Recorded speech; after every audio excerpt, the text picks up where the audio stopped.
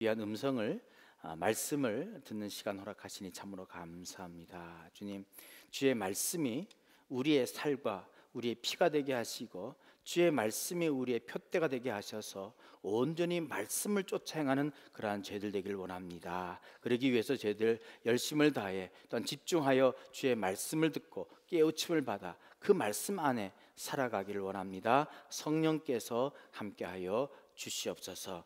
전한 자가 심히 부족하오니 주께서 도와주셔서 주의 말씀을 겸손하고 두려운 마음으로 하지만 담대하게 주의 말씀 전하게 하옵소서. 예수 그리스도의 이름으로 간절히 기도합니다. 아멘. 오늘 사순절 5번째 주일, 오늘 본문의 말씀은 히브리서 본문의 말씀입니다. 오늘 본문은 참된 목자, 참된 제사장 대신 예수 그리스도에 대해서 전하고 있습니다. 우리는 제사장이다, 대제사장이다 라고 그렇게 단어를 들으면요, 그렇게 썩 반가운 그런 단어는 아닙니다.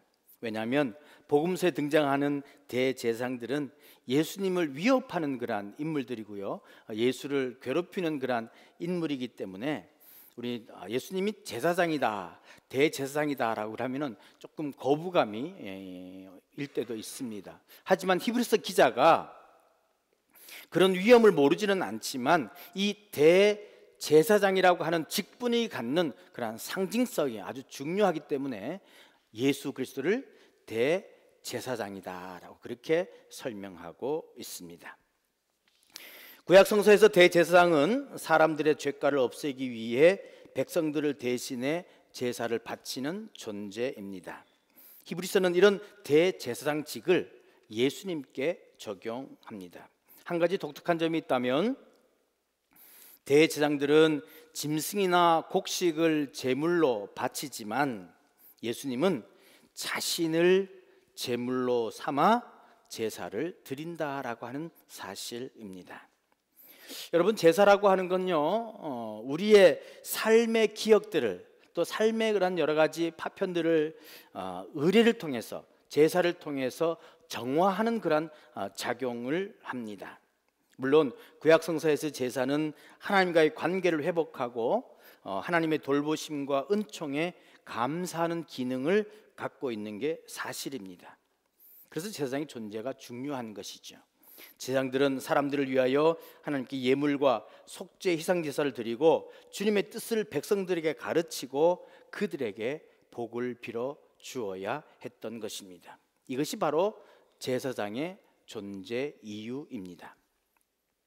하지만 그들이요, 그런 역할을 감당할 수 있었던 것이 그들이 완전하다거나 그들이 흠이 없다거나 그런 사실이 아닙니다. 여전히 그들은 흠 없는 사람이 아니라 자신도 연약한 사람이고 아픔이 있는 사람이고 실수를 저지르는 사람이지만 그러기에 그들의 연약함에 공감할 수 있었다라고 하는 사실입니다.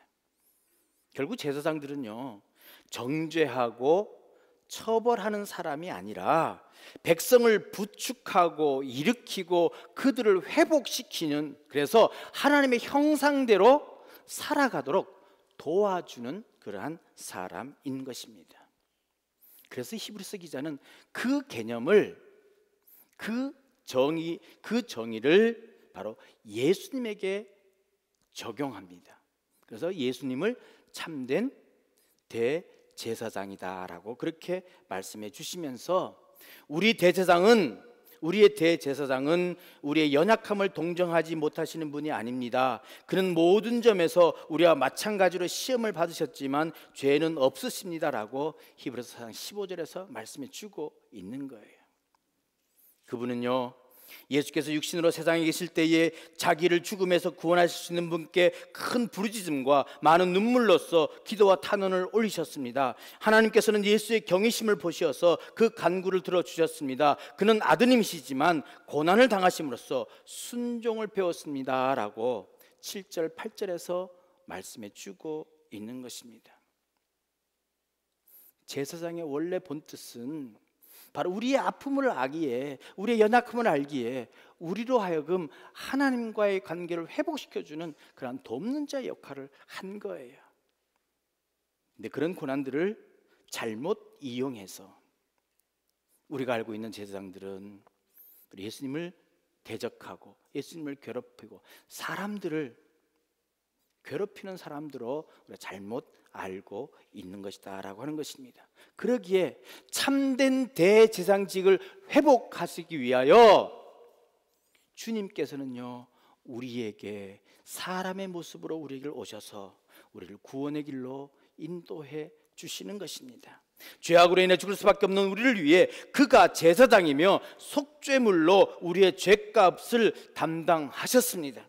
지금까지 그 어떤 대제사장도 감당하지 못했던 일을 하셨던 것입니다. 자, 그렇다면 예수 그리스도는 어떤 점에서 우리의 참 제사장이 되는가, 이것을 우리 본문을 통해서 오늘 알아보기를 원합니다. 먼저 참된 제사장은요, 하나님의 영광을 위해 일하는 사람입니다. 그래서 예수 그리스도는 하나님의 영광을 우선시했던 참 제사장이셨습니다. 오늘 본문을 통해 우리는 예수 그리스도가 다른 대제사장과는 다른 탁월성을 지님을 우리는 알게 됩니다. 그리고 그분의 이 탁월성은 겸손함으로 결론 맺음을 우리는 보게 됩니다. 예수 그리스도는 아론의 경우처럼 하나님에 의해 대제사장이 되셨습니다. 그러나 그리스도는 아론과 같은 레위 자손으로서의 제사장이 아닙니다. 다시 말하면 육신의 계보대로, 육신의 세습대로 제사장이 된 것이 아니다라고 하는 것입니다. 예수 그리스도는 오히려 왕적인 권위와 권세를 가진 위치에서 임명되셨습니다. 그것은 바로 다윗 왕, 유다 가문의 자손으로서 왕적인 권위를 가지신 대제사장이셨다라고 하는 사실입니다. 그런 아론의 레위기적인 대제사장의 뒤를 잇지 아니하고 살롬의 왕이며 하나님의 제사장인 멜기세덱의 뒤를 잇는 제사장이 된 것입니다. 이러한 점에서 보면요, 아론의 제사장과 이 예수님의 제사장과는 비교할 수도 없는 그런 위치입니다. 그리고 또 주님께서, 하나님께서 뭐라고 말씀하십니까? 5절의 후반절 보십시오. 너는 내 아들이니 내가 오늘 너를 낳았다라고 했어요. 하나님께서 친히 낳으신 그 아들이 대제사장이 되셨다라고 하는 거예요. 특별한 독특한 그런 위치를 가지고 계신 분이 바로 예수 그리스도이십니다. 그러므로 어떤 대제사장과는 비교할 수 없는 탁월함과 독특성이 예수에게 있는 것입니다. 그럼에도 불구하고 예수 그리스도는 대제사장의 직임을 수행함에 있어서 구약의 잘못된 제사장들처럼 자신의 권위를 사용하는 죄를 범치 않았습니다. 그래서 주님께서는 이렇게 말합니다. 내가 내게 영광을 돌리면 내 영광이 아무것도 아니거니와 내게 영광을 돌리시는 이는 내 아버지시니라고 하면서 그는 자신의 모든 사역을 아버지의 영광이라고, 아버지의 영광을 위해 감당하신 분이 바로 예수님이시다라고 하는 것입니다. 많은 제사장들이, 많은 대제사장들이 잘못된 것이 무엇입니까? 하나님으로부터 임명되었음에도 불구하고 그들은 자신의 이익을 위하여 하나님과의 중개자임에도 불구하고, 중보자임에도 불구하고 오히려 정죄하고 처벌하는 자신의 권위를, 자신을 높이는 일에 그들의 chức위를 사용했던 게 큰 잘못이었다라고 하는 것입니다. 근데 예수님은 그러지 않았다는 거예요. 예수님은 오직 주의 영광을 위하여, 하나님의 영광을 위하여 살아신 참 제사장이셨다라고 하는 사실입니다. 오늘을 살아가는 우리들은 어떤가요? 오늘을 살아가는 우리 그리스도인들은 어떻습니까? 목사들이나 교회 지도자들은 어떻습니까? 여러분들이 듣는, 여러분들이 보는 교회 지도자들은 어떤 모습입니까? 하나님의 영광을 위해 일한다고 하지만 그것은 모두 그럴듯한 겉포장일 뿐 하나님의 영광을 올라타고 내가 더 높이 올라가려고 하지는 않습니까? 예수라는 뛰어난 엔진을 달고 남보다 더 빨리 달리려고 애쓰지는 않았는지 돌아보아야 할 것입니다. 우리가 예수를 위해 살아간다고 하면서 예수를 이용해요 내가 더 높은 곳에 오라가려고, 내가 좀 더 잘하려고, 나를 위해 살아가고 있지는 않은가라고 말입니다. 주님께서는 하나님의 아들이심에도 불구하고 우리 인간의 몸을 이 땅에 입고 오셔서 낮아질 대로 낮아지시면서 그의 사명을 감당하셨습니다. 그러나 이 모든 것 자신을 위해서가 아니라 하나님의 영광을 위해 살으신 그분이십니다. 그렇다면 주님을 따르는 우리들도 바로 주님과 함께 가야 하지 않겠습니까? 주님을 닮아야 하지 않겠습니까? 그리스도의 뒤를 따르는 제자된 우리도 역시 그를 따라 겸손해야 할 것입니다. 오직 하나님의 영광을 위해 오늘 우리의 사명을 감당해야 할 것입니다. 간절히 바랍니다. 저와 여러분, 주님을 닮아 우리의 사명을 겸손함으로 감당하는 그러한 저와 여러분 되시기를 주님의 이름으로 간절히 축원드립니다. 부탁드립니다. 그 예수님은요, 두 번째로 스스로 낮아지셨습니다. 낮아지신 대제사장이십니다. 대제사장은 백성들의 죄를 속하기 위해 희생제물을 하나님께 드렸습니다. 예수 그리스도 역시 대제사장으로서 자신의 언약된 백성들의 속죄를 위해 통곡과 눈물과 간구로 제사를 하나님 앞에 드렸습니다. 예수님의 이러한 간구는 겟세마네 동산에서의 기도에서 찾아볼 수 있습니다. 예수님은 그곳에서 땀 흘리며 부르짖었습니다. 괴로움에 몸부림치며 기도하셨습니다. 왜요? 사랑하는 백성들을 위하여, 흑암에 빠져있는 백성들을 구원하시기 위하여 그들의 백성의 아픔을 함께 느끼며 그는 눈물로, 그는 땀방울로, 핏방울로 기도하셨던 거예요. 스스로 낮아진 것입니다. 기도할 때 어떻게 기도하셨어요? 얼굴을 땅에 대고 엎드려 기도하셨다라고 하는 것입니다. 땅에 얼굴을 대고 낮아지면 낮아질 대로 주님 앞에 간절히 간구한 것입니다. 이러한 울부짖음 십자가에서까지 계속되었습니다. 많은 죄인들이 자신을 십자가에 못 박고 돌아가는 그 상황에서도 저들을 불쌍히 여겨달라고 탄원하셨습니다. 이러한 예수님의 희생적인 기도 제사가 하나님으로부터 받아졌습니다. 자신을 죽음에서 능히 구원하실 이에게 드려진 것입니다. 그렇기 때문에 예수님은 자신을 온 백성의 죄를 위한 속죄물로 단번에 십자가에 못 박히신 것입니다. 주님은 이 백성을 위해 울부짖으셨습니다. 자신의 십자가의 고통을 목전에 두고도 자신의 고통이 엄청날 것을 아셨음에도 불구하고 아버지의 뜻을 위해 친히 낮은 자리로 임하셨습니다. 스스로 낮아지신 대제사장이십니다. 그리스도를 따르는 우리 제자된 우리의 자리는 그러면 어디겠습니까? 그리스도인이란 명패를 우리의 심장을 달고 어디로 향하고 있습니까? 낮은 곳, 어두운 곳으로 향해 가고 있습니까? 여러분, 바울 사도는요, 우리 그리스도인들을 고린도후서 2장 15절에 향기라고 정의했습니다. 여기서 향기는 좋은 냄새를 의미하죠. 이 좋은 냄새는 인간에게 좋은 냄새가 아닙니다. 하나님이 기뻐하시는, 하나님 앞에 향기로운 냄새입니다. 바로 구약의 희생제사를 통해 하나님께 드려지는 그 향기를 의미하고 있습니다. 예수 그리스도는요, 친히 낮아지셔서 하나님 앞에 향기가 되셨습니다.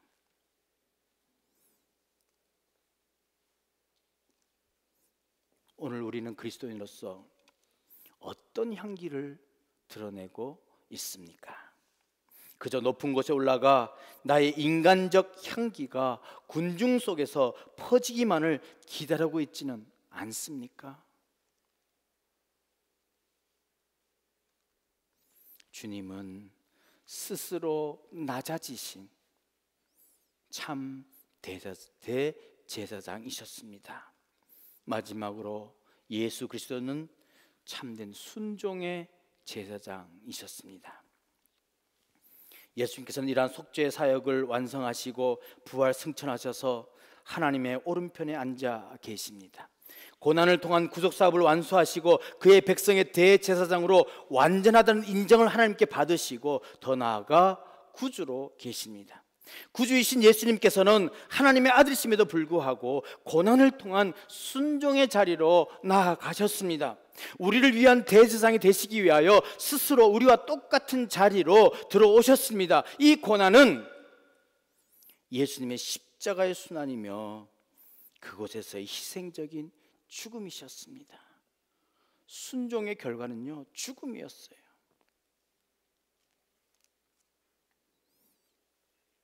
예수님의 순종은 죽음의 고난을 받기까지 행한 철저한 복종이었습니다. 나의 생각, 나의 뜻, 내가 미워하고 내가 시기하고 내가 보기 싫은 것, 이게 아니라 하나님이 기뻐하시고 하나님이 원하시고 하나님이 바라보신 것이 무엇인가를 기억하고 그것을 생각하고 내가 죽기까지, 십자가를 지기까지 따랐던 순종의 모습이다라고 하는 사실입니다. 여러분, 예수를 믿는다는 말 무슨 말입니까?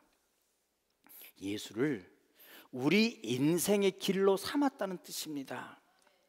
남이 뭐라 하든 그 길은 내게 있어서 유일한 길입니다. 그래서 예수님께서 나는 길이요 생명이다라고 말씀하신 거예요. 주님이 우리의 유일한 길입니다. 그 길은 내가 만든 길이 아닙니다. 주님께서 몸을 바쳐 열어 놓으신 길입니다. 우리는 다만 그 길을 걸어가면 되는 것입니다. 길은 가라고 있는 것이지 바라보라고 있는 게 아니에요. 왜 길을 바라보고만 계십니까? 길을 가라고 하시는데 주님이 친히 다리가 되셔서 그 강을 건너게 하시고 친히 몸을 바쳐서 길을 열어주셨는데 우리는 길을 바라보고만 있습니다.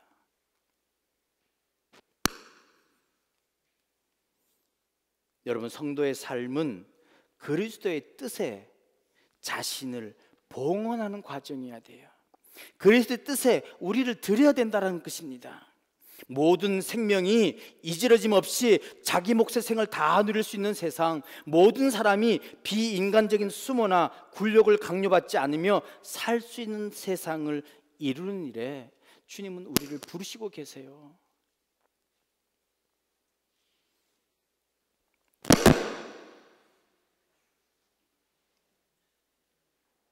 말씀 그만하라는 걸까요?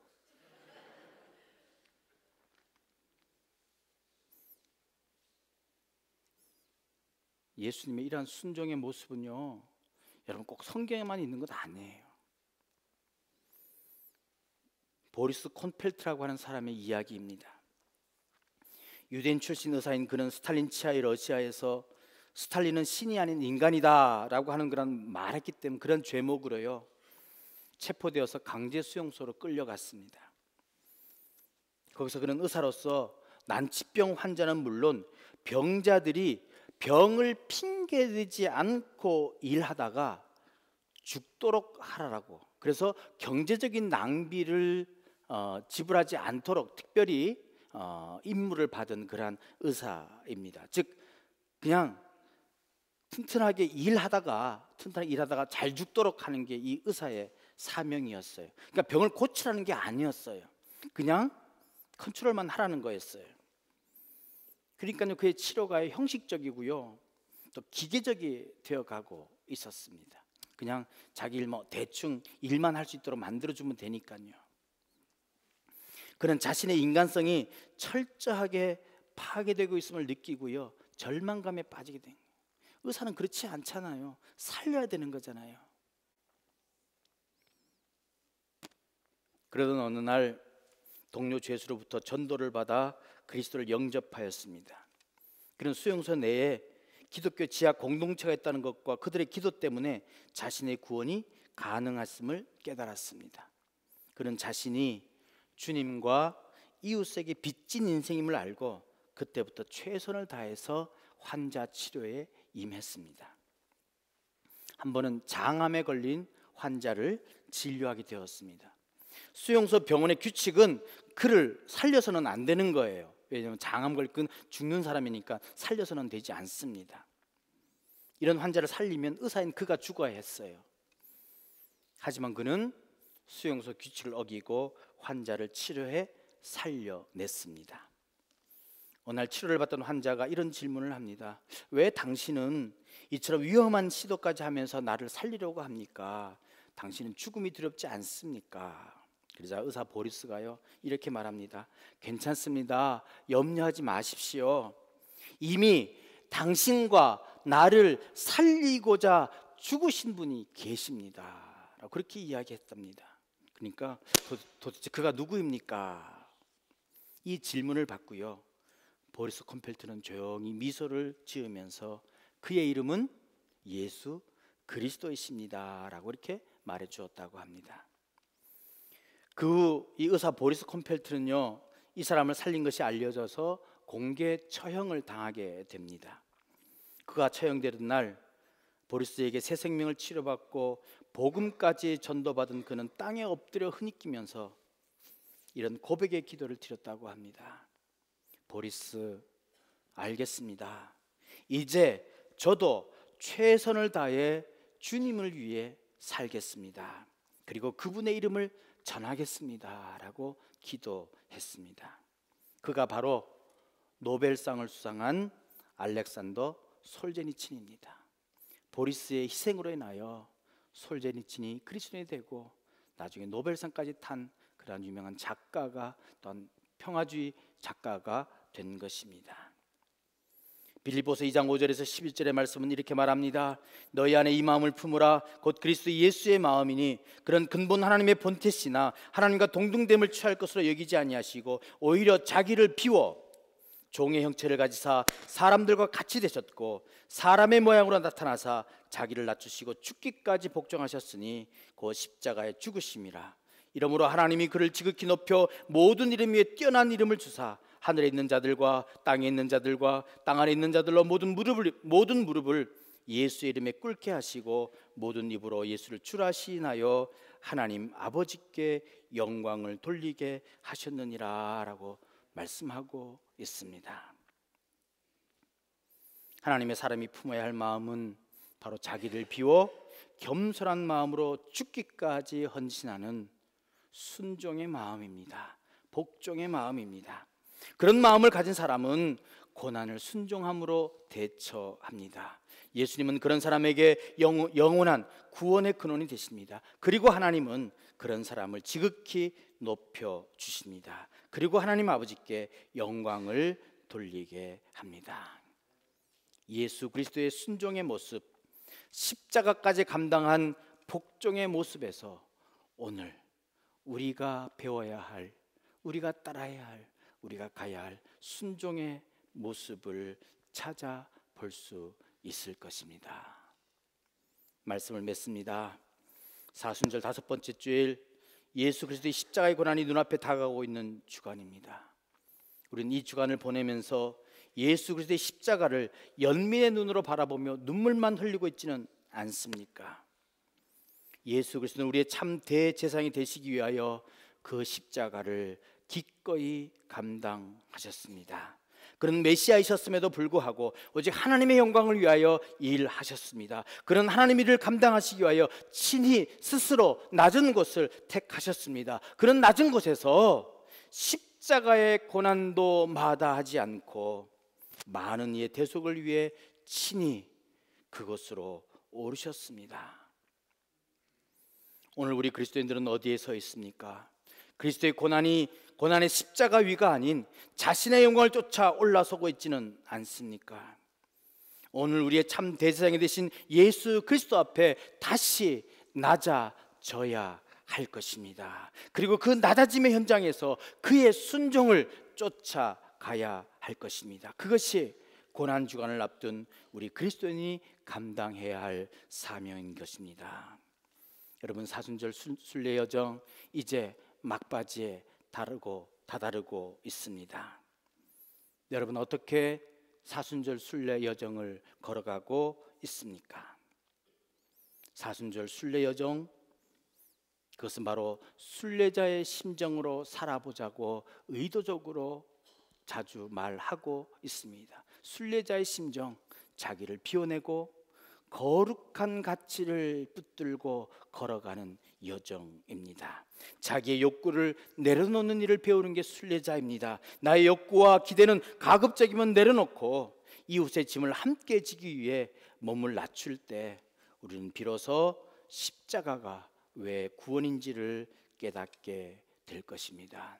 우리의 참 대제사장이신 예수 그리스도께서 하늘의 영광을 버리시고 하나님의 영광을 위해 살아가는 자로서 스스로 낮아지시고 죽기까지 복종하셔 자신의 모든 것을 다 내어버리고 오직 하나님 나라를 위하여 백성들의 구원을 위하여 걸어가셨던 그 길, 우리도 이제 함께 걸어가야 할 것입니다. 남은 순례 여정 동안 우리 모두 참 대제사장이신 예수 그리스도를 바라보며 그 예수를 닮아가며 예수로 살아가는 그러한 저와 여러분 되시기를 주님의 이름으로 간절히 축원드립니다. 기도하겠습니다.